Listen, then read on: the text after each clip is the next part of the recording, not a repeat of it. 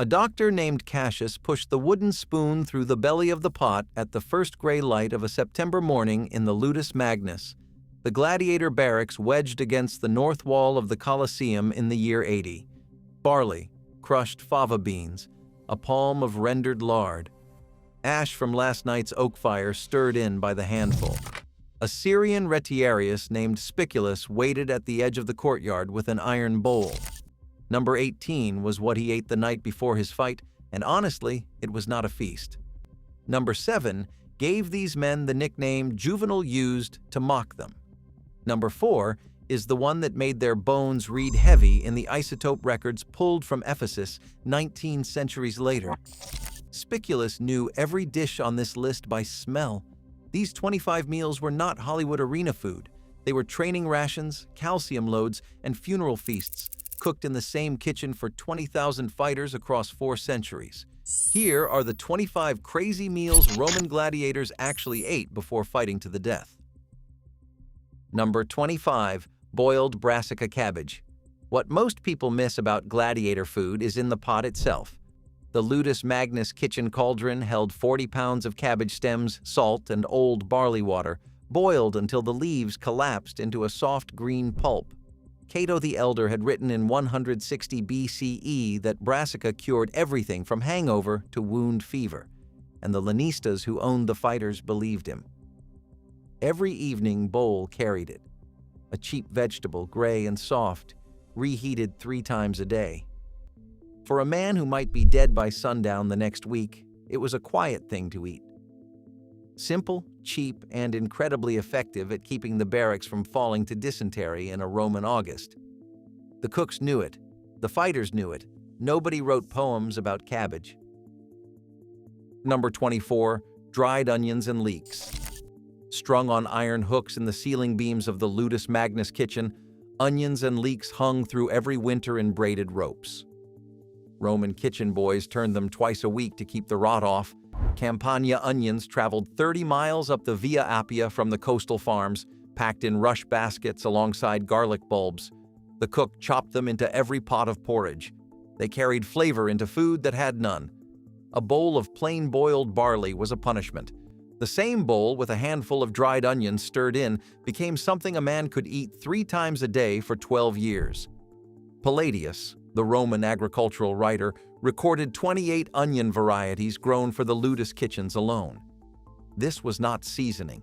This was the reason a gladiator could swallow the same porridge 5,000 mornings in a row without losing his mind. Number 23, rendered pork lard. A clay pot of lard sat near the fire in every training kitchen, and the Ludus cook spooned it into the barley pot by the ladle. Fat was fuel. These men trained 6 hours a day with wooden swords weighted twice as heavy as the real ones. The lard came from pigs butchered at the farms of Latium, 20 miles outside Rome, the fat rendered slowly over a low flame and poured into amphorae that kept for months in the cool storerooms below the Colosseum. A spoonful into every bowl. Varro, the Roman farm writer, priced 100 pounds of good rendered lard at 6 denarii in the year before Caesar crossed the Rubicon. The simple truth of gladiator cooking was plain. Nothing went on the fire without fat. Not because it tasted better, because a man without fat did not last a training session. Number 22, hard sheep cheese. Caseus, the Romans called it. A dense 20-pound wheel of aged sheep milk cheese, salted, pressed under stones for 3 months, and hung in the rafters of the Ludus Magnus until the outside turned the color of old ivory. The cook shaved it thin over bowls of hot porridge on training days. Historians estimate a Roman gladiator received about 60 grams of cheese per meal on heavy days, counted out by the kitchen steward who kept a wooden tally stick notched for every ration. Pliny the Elder wrote that the best cases came from the high pastures of Umbria and sold for 4 asses a pound at the Subura market. The cheese gave what the grain could not: protein, calcium, a little bit of joy in a bowl that was otherwise brown. Men traded them, sold them, pocketed them for later. A wedge of casus was a small economy inside the barracks. Number 21, black-brined olives. Amphorae of Iberian olives packed in salt water and wine vinegar sat along the kitchen wall, their necks sealed with beeswax. The cook pulled handfuls out on feast days. Olives were not training food, they were small rewards on the night before a fight, counted out one by one onto a wooden plate and placed beside the porridge bowl. You earned them by surviving the previous week of drill. The Ludus Magnus kept a separate cellar for olive storage, stocked once a year with shipments arriving from Baetica in southern Spain. The lanista kept the key to the oil and olive store, and a gladiator who bit back at his doctor ate nothing but dry bread for 3 days. Columella priced 100 pounds of brined table olives at 8 asses wholesale. A handful at dusk meant you'd been good. Number 20. Dried figs. Baskets of figs came up from the farms of Campania in October, dried on reed mats in the sun until they were dark and sticky and tasted like honey stored in leather. The kitchen kept them in linen sacks and handed them out the morning of a fight. Sugar for speed. 2 figs, sometimes 3, pressed into the hand of a man about to walk under the Hippogym gate and up into the arena sand. The Roman physician Galen, who worked as doctor to the Pergamon gladiators in the year 157 CE, wrote that 2 pounds of dried figs could power a man through a full training morning. The thing is, whether he was right mattered less than what the fighters believed. They believed, so they ate. Number 19. Watered wine. Every evening, the Ludus Magnus kitchen steward poured a measure of cheap red wine from a clay jug into a larger jug of well water, 3 parts water to 1 part wine, and ladled it into iron cups for every fighter. Posca, it was not. This was mulsum thin, a sleep aid more than a drink, warm with a stick of cinnamon bark or a spoon of honey on the nights after a hard drill day. Pliny the Elder wrote that undiluted wine was beneath a civilized Roman man, and the doctors at the Ludus enforced his rule. Gladiators drank watered wine because the water in Rome was not safe, and the wine made it drinkable. The cheap venom from Ostia came in 60-pound amphorae, hauled up from the port by cart. A cup, then sleep. The next morning came early. Number 18. Cena Libera, the pre-fight ritual feast. On the evening before the Munera, the games, the lanista opened the gates of the Ludus, and the fighters ate a public meal at long trestle tables set up in the courtyard.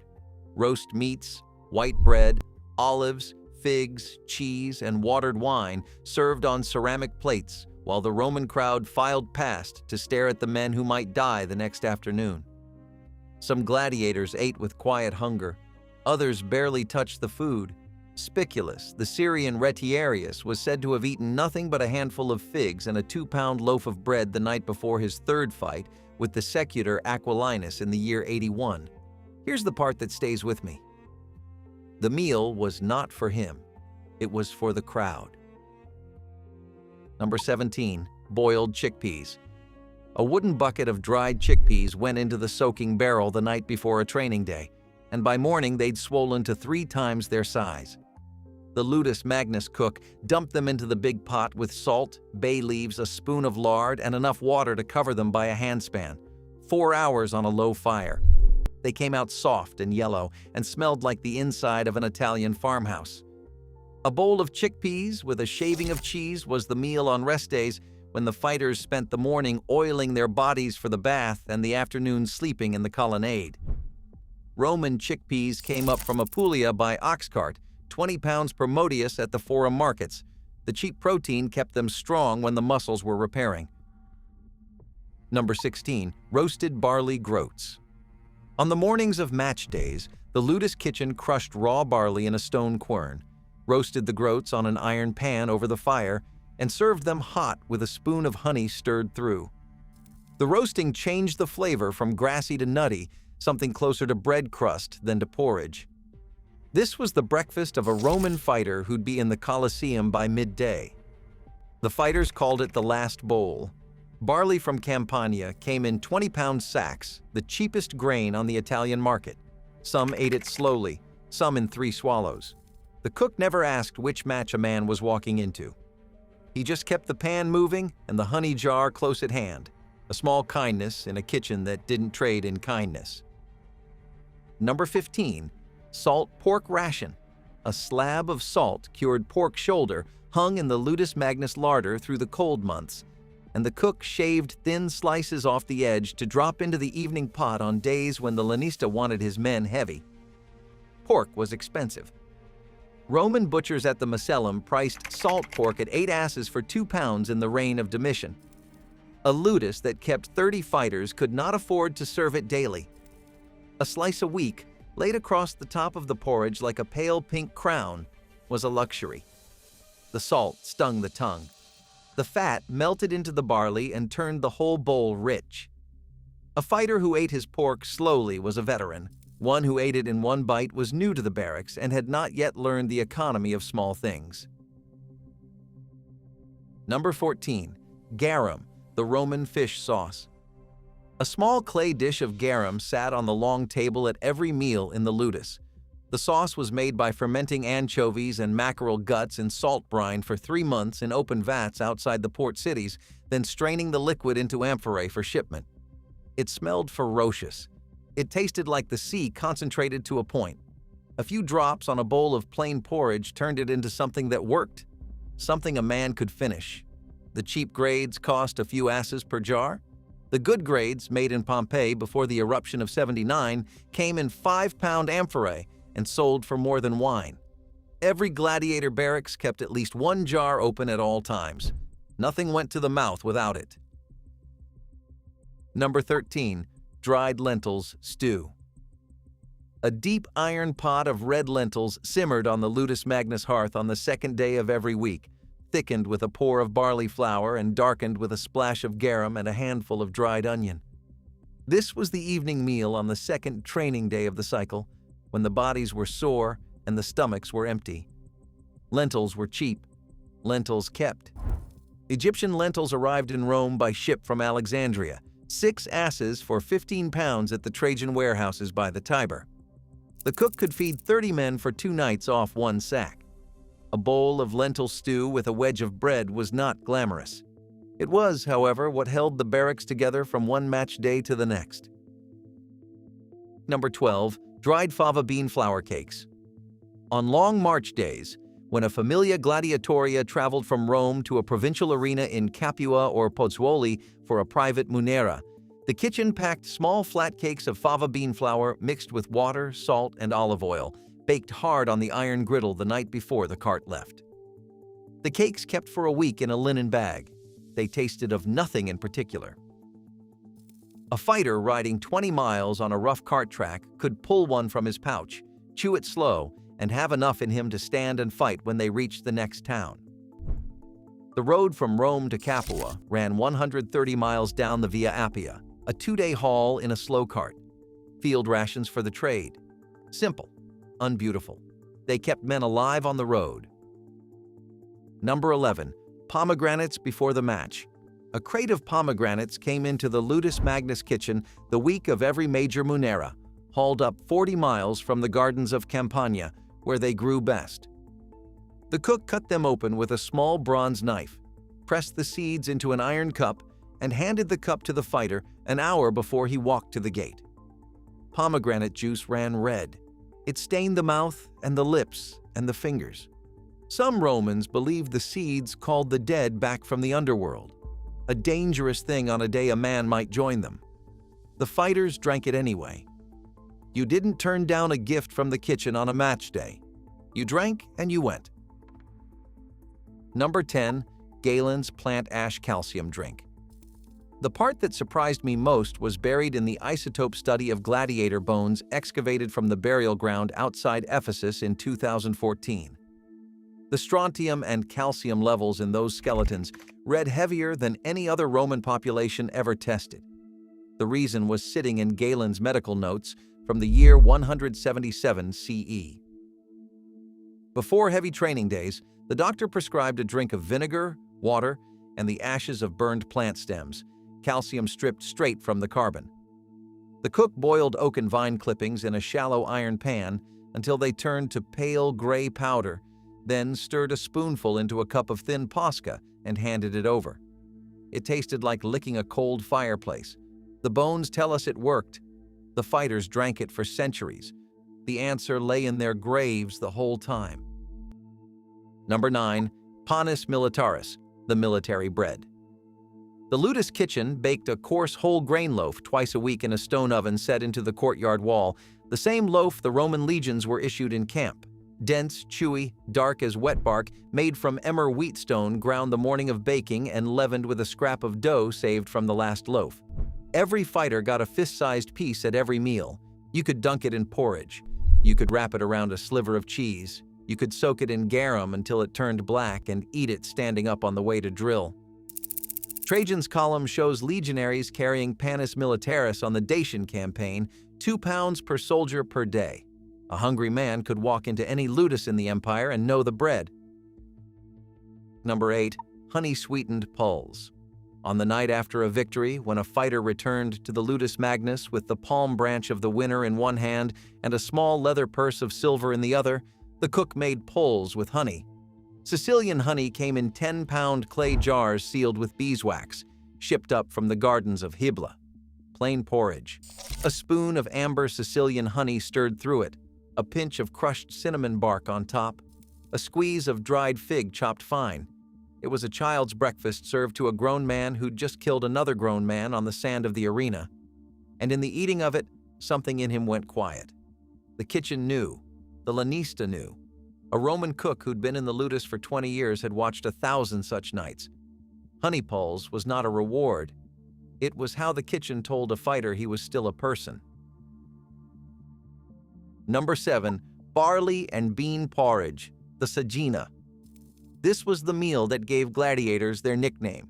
The satirist Juvenal, writing around the year 110 CE, called them hordiarii, which translates roughly to barley men.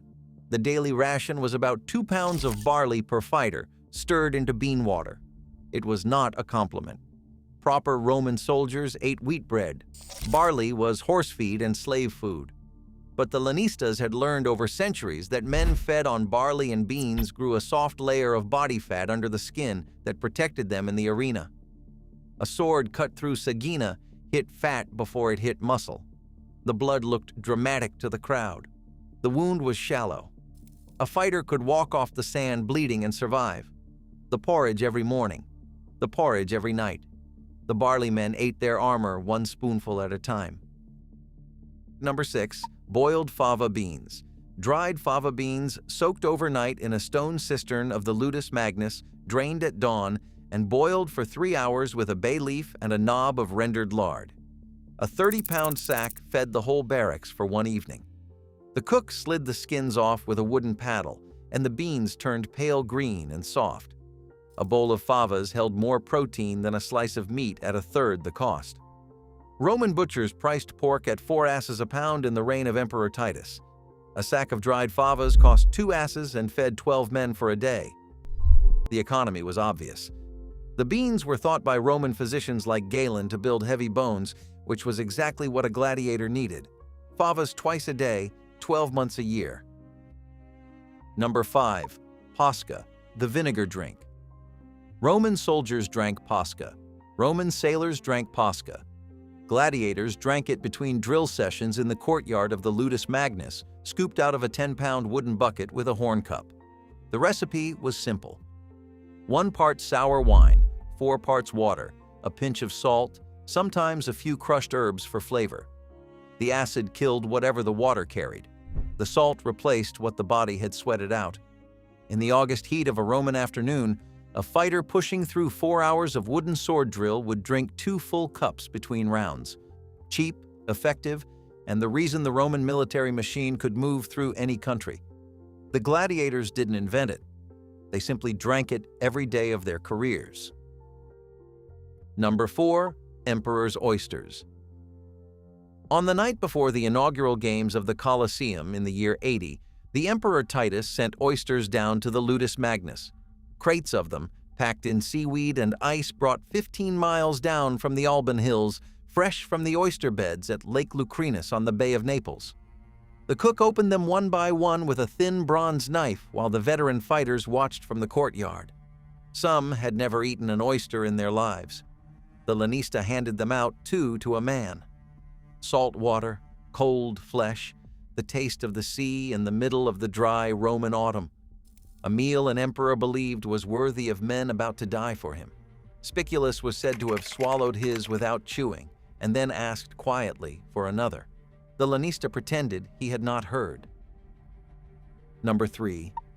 Dormice. The gladiators. In the kitchens of the wealthiest Roman lanistas of the late Republic, a wooden cage along the wall held fattened dormice raised on acorns and chestnuts for 6 weeks until they tipped the scale at half a pound each, heavy in the hand.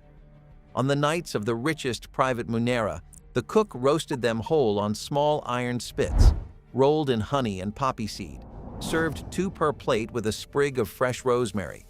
They were a food of the Roman elite. The crowd paid to see fighters die.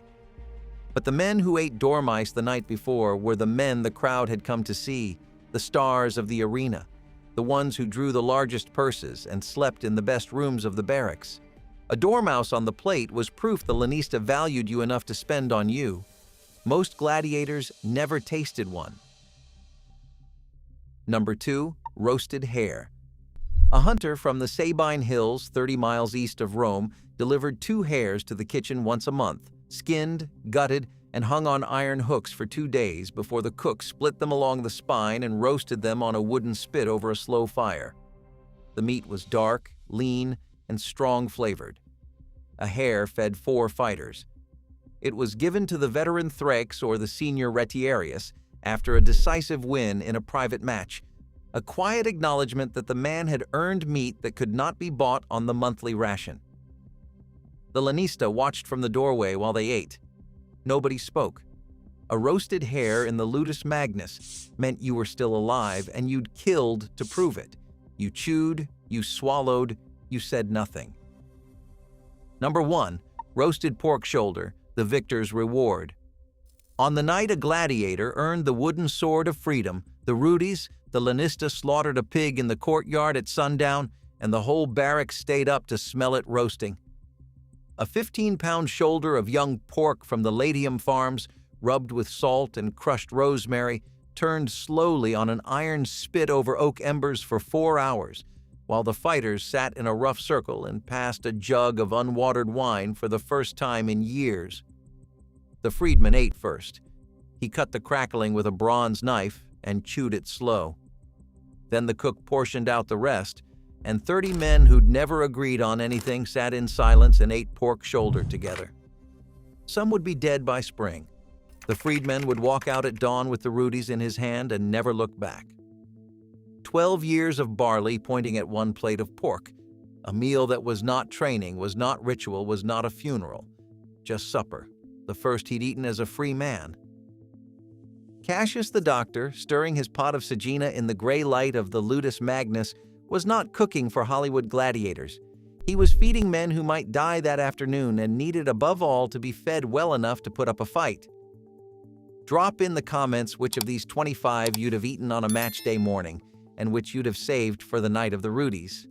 Some of them are still being cooked in Italian farmhouse kitchens right now, and that's exactly how it should be.